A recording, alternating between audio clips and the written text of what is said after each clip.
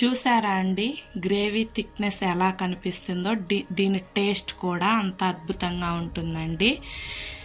Gravy ఇలా పర్ఫెక్ట్గా రావాలంటే ఎలా చేయాలో చూపిస్తాను పదండి.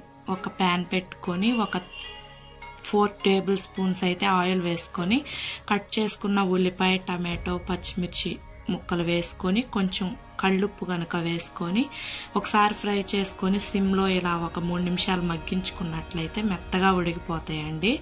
ఒక 1/2 టీ స్పూన్ పసుపు కూడా వేసుకొని కలుపుకున్న తర్వాత కట్ చేసుకున్న మునక్కాయ ముక్కలు కూడా వేసుకొని బాగా కలుపుకోవాలండి. కలుపుకున్న తర్వాత మూత పెట్టేసుకొని ఒక 5 నిమిషాలు సిమ్లో ఉడికించుకోవాలండి. ఇప్పుడు నీట్గా క్లీన్ చేసుకున్నటువంటి పచ్చి రొయ్యలు కూడా వేసుకొని కలుపుకోవాలండి. ఈ రొయ్యల్లో వచ్చే వాటర్ వల్ల ఈ మునక్కాయ ముక్కలైతే బాగా మెత్తగా ఉడికిపోతాయండి.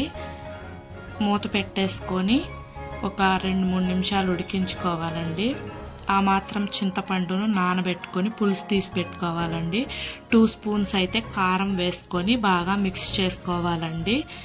చూసారా అండి మునక్కాయ ముక్కలు అయితే పర్ఫెక్ట్గా ఉడికిపోయి నానబెట్టుకున్న చింతపండు పులుసు అయితే యాడ్ చేసుకొని ఒకసారి కలుపుకొని ఒక 5 నిమిషాలు అయితే మీడియం ఫ్లేమ్ మీద ఉడికించుకోవాలండి. సరిపడా సాల్ట్ అయితే యాడ్ చేసుకొని ఒక 2-3 నిమిషాలు అయితే ఉడికించుకోవాలి. ఫైనల్గా కరివేపాకు యాడ్ చేసుకొని ఒక 2 నిమిషాలు సిమ్లో ఉడికించుకొని దించేసుకోవడమేనండి. చూసారా అండి కూర అయితే పర్ఫెక్ట్గా రెడీ అయిపోయింది.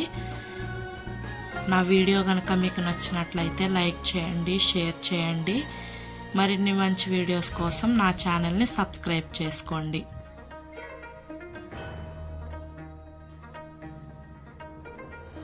అంతేనండి, ఎంతో రుచికరమైనటువంటి మునక్కాయ పచ్చి రొయ్యల కూర అయితే రెడీ అయిపోయిందండి.